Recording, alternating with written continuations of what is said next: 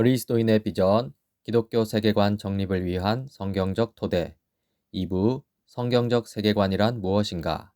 4장 타락 인식하기 첫 번째입니다. 인간 존재는 종교적 피조물입니다. 인간은 신 없이는 살 수 없는 존재라는 것이죠. 인간은 자신이 만든 신이라도 있어야 하는 존재입니다. 인간에게는요, 중심, 궁극적 초점, 곧 삶의 지향점이 있어야 한다는 의미입니다. 따라서 인간 행위는 종교적 선택 위에 놓여 있습니다. 하나님을 선택하든지, 즉, 주님을 섬기고 주님의 뜻에 순종하든지, 아니면 우상을 선택하든지, 즉, 주님께 불순종하고 우상을 섬기든지, 이 둘 중 하나를 선택해야 한다는 것이죠.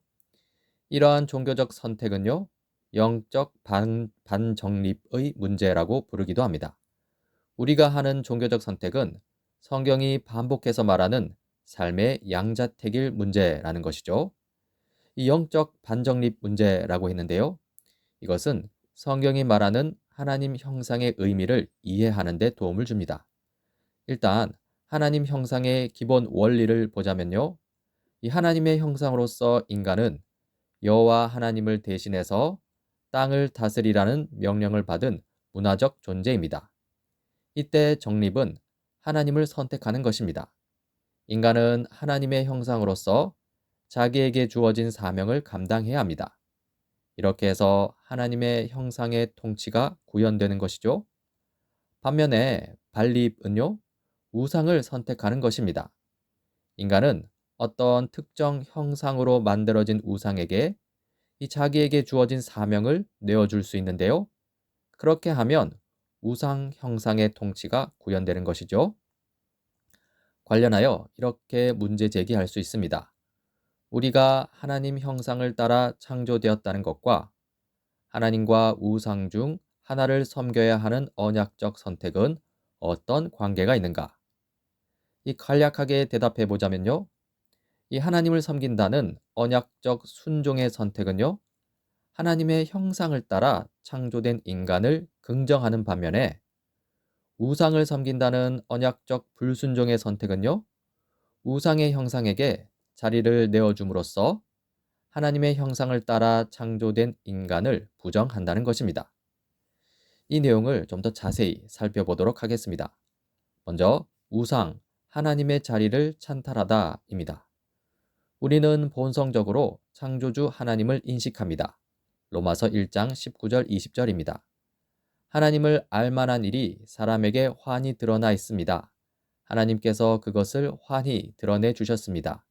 이 세상 창조 때로부터 하나님의 보이지 않는 속성, 곧 그분의 영원하신 능력과 신성은 사람이 그 지으신 만물을 보고서 깨닫게 되어 있습니다. 그러므로 사람들은 핑계를 댈 수가 없습니다. 이 바울에 따르면요, 우리는 하나님의 세계에 살고 있고요.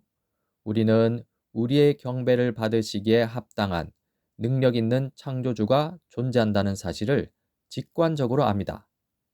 하지만 우리는 타락한 본성 가운데 이 창조주를 부인합니다.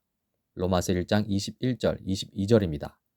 사람들은 하나님을 알면서도 하나님을 하나님으로 영화롭게 해드리거나 감사를 드리기는커녕 오히려 생각이 허망해져서 그들의 지각 없는 마음이 어두워졌습니다. 사람들은 스스로 지혜가 있다고 주장하지만 실상은 어리석은 사람이 되었습니다. 이 우리는요, 하나님에 대한 지식을 억누릅니다. 실로 모든 세계에 걸쳐 인간은 이 창조 세계를 통해 나타난 하나님의 자기 계시를 거부했습니다. 이 창조주 하나님을 부인하는 것이죠. 그러면서 이 타락한 인간은 우상을 숭배합니다. 로마서 1장 23절, 25절입니다. 그들은 썩지 않는 하나님의 영광을 썩어 없어질 사람이나 새나 네발 짐승이나 기어다니는 동물의 형상으로 바꾸어 놓았습니다. 사람들은 하나님의 진리를 거짓으로 바꾸고 창조주 대신에 피조물을 숭배하고 섬겼습니다. 이 사람들은요, 하나님을 하나님으로 인정하지도 경배하지도 않았습니다. 오히려 우상을 만들어 섬겼죠. 여기서 우리는 두 개의 기본 범주를 볼 수 있습니다. 창조주와 피조물입니다. 이 창조주의 자리는 진공 상태로 남을 수 없는데요. 이 창조주를 부인하게 되면요, 그 자리를 피조물로 대체하게 된다는 것입니다. 본질적으로 종교적인 우리의 본성은 우리로 하여금 아무것도 경배하지 않도록 내버려 두지 않습니다. 따라서 창조주로서 하나님을 섬기지 않는다면요, 우리는 창조 세계의 다른 무언가를 이 창조주 곧 신의 지위로 격상시키게 됩니다. 그럴 경우 우리는요, 창조주의 자리를 대신 차지한 피조물, 즉 거짓 신을 경배하게 된다는 것입니다. 여기서 우리에게는 양자택일, 누구를 섬길 것인가 하는 문제가 주어집니다. 순종의 선택은요, 유일하신 참된 하나님 여호와께 궁극적 맹세를 충성하는 것입니다. 창조주를 섬기는 것이죠. 불순종의 선택은요, 다른 어떤 피조물에게 헌신하면서 그것을 신 취급하는 것입니다. 피조물을 섬기는 것이죠. 실로 우리는 여호와 하나님 아니면 피조물 둘 중 하나를 택해야 합니다.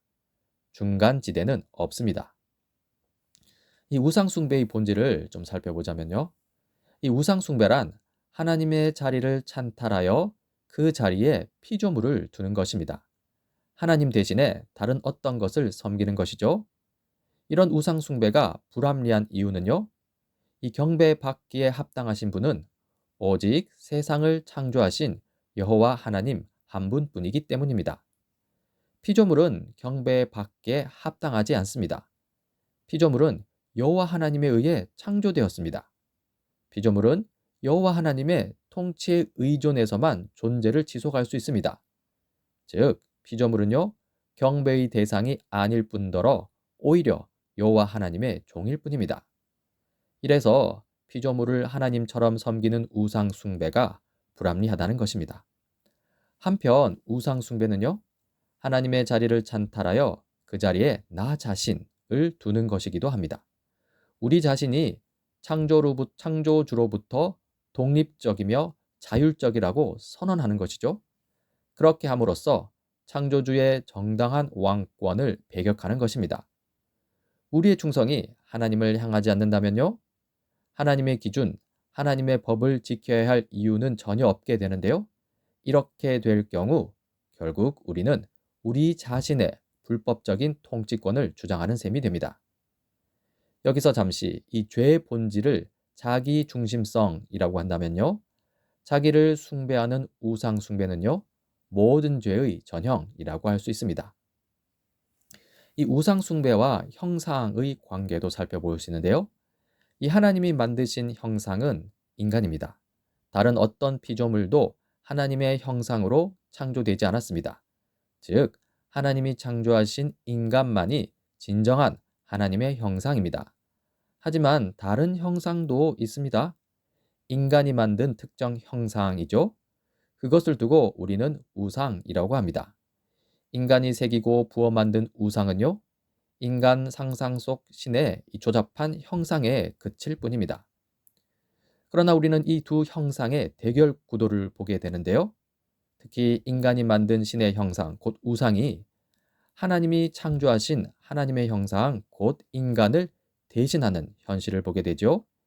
이러한 현실은 이 우상, 인간의 자리를 찬탈하다라는 제목에서 다루어질 수 있는데요.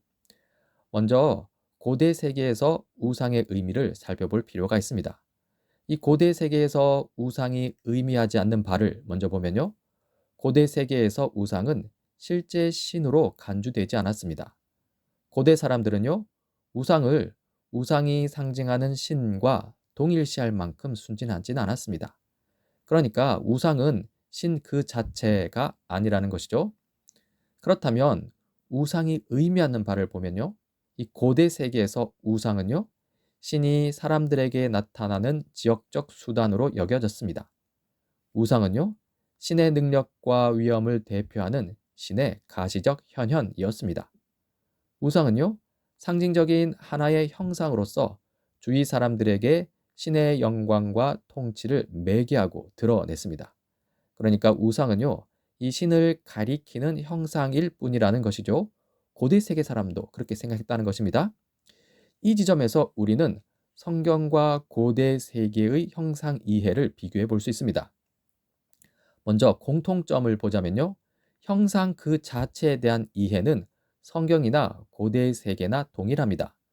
이 성경의 관점에서 형상은요, 하나님의 대리자로서 하나님을 드러내는 역할을 감당합니다. 그리고 고대 세계의 관점에서 이 형상도요, 신의 대리자로서 신을 드러내는 역할을 감당합니다. 즉, 둘 다 형상을 신적 존재의 대리자, 신적 존재의 가시적 현현으로 이해한다는 것입니다. 한번 다시 떠올려 봅시다. 이 창세기의 인간은요, 하나님의 형상으로서 땅 위에서 여호와 하나님을 대표하는 것으로 간주되죠. 그런데 고대 세계의 우상들도 마찬가지입니다. 신들의 형상으로서 신들의 가시적이며 지역적인 현현으로 간주된다는 것입니다.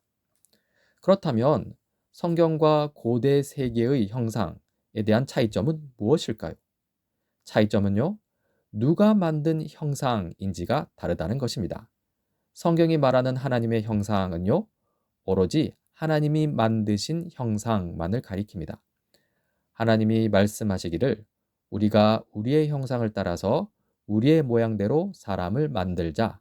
하나님이 당신의 형상대로 사람을 창조하셨으니 곧 하나님의 형상대로 사람을 창조하셨다. 하지만 고대 세계에 나오는 여러 신들의 형상은요, 결국 인간이 새기고 부어 만든, 즉 인간이 만든 형상일 뿐입니다. 그들의 땅에는 우상들로 꽉 차 있고 그들은 제 손으로 만든 것과 제 손가락으로 만든 것에게 꿇어 엎드립니다. 깎아 만든 우상을 믿는 자와 부어 만든 우상을 보고 우리의 신들이십니다 라고 말하는 자들은 크게 수치를 당하고 물러갈 것이다. 이 지점에서 우리는 하나님의 형상과 문화 명령의 관계를 살펴볼 수 있는데요. 이 하나님의 형상은 창세기 1장 27절에 나타납니다. 하나님이 당신의 형상대로 사람을 창조하셨으니 곧 하나님의 형상대로 사람을 창조하셨다. 하나님이 그들을 남자와 여자로 창조하셨다. 즉 인간은요, 다른 피조물에 대한 하나님의 사신이요 대표라는 것입니다.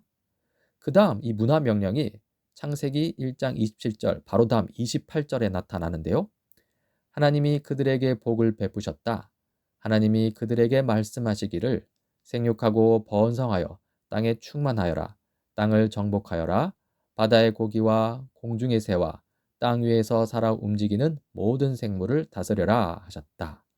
즉 인간은요, 모든 문화 활동에서 하나님의 현존을 드러내고요, 하나님의 영광을 반영하도록 그렇게 땅을 다스리는 권세의 자리에 세움받은 정직이라는 것입니다. 이 간단히 말하자면 여호와 하나님은요, 자신을 닮은 인간을 창조하시고 이 하나님의 형상이 여기서 나타나죠. 그리고 인간에게 명령을 주어 땅을 다스리십니다. 여기서는 문화 명령이 나타납니다. 이 형상에 대한 이해 중에 중요한 것은요, 가시성, 이 눈에 보이는 성질입니다. 이 형상이란 눈에 보이는 바 몸으로 하나님을 표현하는 것입니다. 그래서 우리 내면의 영적인 일부분만이 아니라 몸과 마음의 전인이 하나님의 형상대로 지음을 받았다는 것이고요. 우리는 온전한 육체적 현존으로서 땅에서 하나님의 영광을 반영하며 하나님을 대표한다는 것입니다. 그래서 하나님의 형상이라고 하죠. 이러한 형상에서 우리는 가시성을 보는데요. 즉, 가시성은요, 형상에 있어서 본질적인 성질입니다. 왜냐하면 보이지 않는 하나님을 우리 삶으로 보이게 해야 하기 때문입니다. 문화활동 전 영역에 걸쳐서 우리는요, 여호와 하나님의 자비로운 통치를 눈에 보이게 드러내야 합니다. 바로 문화 명령을 통해서 그러한 통치를 눈에 보이도록 나타내는 것이죠. 그렇다면 우상 숭배란 무엇일까요? 여기서 우상 숭배는요, 하나님의 형상으로서 주어진 역할, 그 인간의 참된 사명에 대한 이 불법적 대안입니다. 그러니까 인간이 있어야 할 자리에 우상을 대신 갖다 두는 것이죠. 인간이 해야 할 일을 우상에게 넘기는 것입니다. 또 우상숭배란 문화활동 전 영역에서 주님을 드러내야 하는 피조물로서의 책임을 회피하는 것입니다. 그러한 책임을 인간이 감당하는 대신 그 책임을 우상에게 돌리는 것이죠. 그렇게 함으로써 하나님의 사랑과 공의의 통치를 드러내며 살라는 부르심을 부인하면서요, 우상이 부추기는 탐욕 가운데 땅을 착취하는 것입니다. 이렇게 우상 숭배란 거짓 경배로 왜곡된 나머지 더 이상 하나님의 기준을 반영하지 못하는 삶이라고 할 수 있습니다. 결국 우상은요, 하나님과 인간 둘 모두의 자리를 찬탈합니다. 이 우상 숭배 안에 나타나는 두 가지 특징이 있는데요. 첫 번째 특징은 우상 숭배는 거짓된 경배를 수반한다는 것입니다. 다시 말해서 우상 숭배는 하나님의 자리를 찬탈합니다. 그리고 두 번째 특징은요, 우상 숭배는 외적으로 거짓된 형상을 꾸미는 것을 수반한다는 것입니다. 다시 말해서 우상 숭배는요, 인간의 자리를 찬탈합니다. 이 십계명에서 이러한 우상 숭배를 경고하는데요. 이 첫 번째 특징, 거짓된 경배를 경고합니다. 제1계명이죠. 첫째, 너희는 내 앞에서 다른 신들을 섬기지 못한다. 이 십계명의 첫 번째 계명은요, 유일하게 참된 하나님이신 여호와께 초점이 맞춰져 있습니다. 즉, 하나님의 자리를 찬탈하여 하나님 대신 다른 피조물을 경배하는 것을 금지하는 것이죠. 우리는요, 우리가 경배하려는 것을 마음대로 만들 특권이 없습니다. 왜냐하면 오직 한 분 하나님만이 존재하시기 때문입니다. 또한 십계명은 우상 숭배의 두 번째 특징, 외적으로 거짓된 형상을 꾸미는 것을 경고합니다. 제2계명이죠. 둘째, 너희는 너희가 섬기려고 위로 하늘에 있는 것이나 아래로 땅에 있는 것이나 땅 아래 물속에 있는 어떤 것이든지 그 모형을 본떠서 우상을 만들지 못한다. 너희는 그것들에게 절하거나 그것들을 섬기지 못한다. 이 두 번째 계명은요, 하나님이 하나님의 유일하게 참된 형상인 인간에게 초점이 맞춰져 있습니다. 즉, 인간의 자리를 찬탈하여 인간의 사명을 우상에게 넘기는 것을 금지하는 것이죠. 우리에게는 하나님 형상이 어때야 하는지 지시할 권세가 없습니다. 이는 하나님이 우리를 창조하실 때 이미 지정하신 것입니다. 그런 후에 하나님은 인간 피조물에게 너희는 나의 형상이 되라고 말씀하셨습니다. 따라서 인간이 만든 우상은요, 여호와 하나님을 결코 대표할 수 없습니다. 이 사명은요, 하나님이 만드신 인간만이 감당하도록 되어 있다는 것입니다. 이 우상 숭배에 대해서 잠시 정리해 봅시다. 우상 숭배는요, 하나님의 정당한 위치를 찬탈합니다. 우주의 주인이신 하나님의 정당한 왕권에 위배된다는 것이죠. 또한 우상 숭배는요, 인간의 위치까지도 찬탈합니다. 매일의 문화적 순종에서도 하나님을 대표하라는, 즉 하나님의 형상을 삶 속에서 빚어내라는 이 근본적 소명에도 위배된다는 것입니다. 우리 인간은 삶 속에서 끊임없이 두 갈래 길 앞에 섭니다. 여호와에 대한 참된 경배 가운데 땅에 대한 자애로운 통치, 하나님의 통치 속에서 하나님을 드러내거나 아니면 우상 숭배 가운데 이 불순종으로 하나님이 주신 사명을 상실하여 탐욕으로 땅을 착취하거나 하는 이 두 갈래 길 앞에 선다는 것이죠. 무엇을 선택할 것인지 결정해야 하는데요. 이 부분은 다음 시간에 좀 더 자세히 살펴보도록 하겠습니다.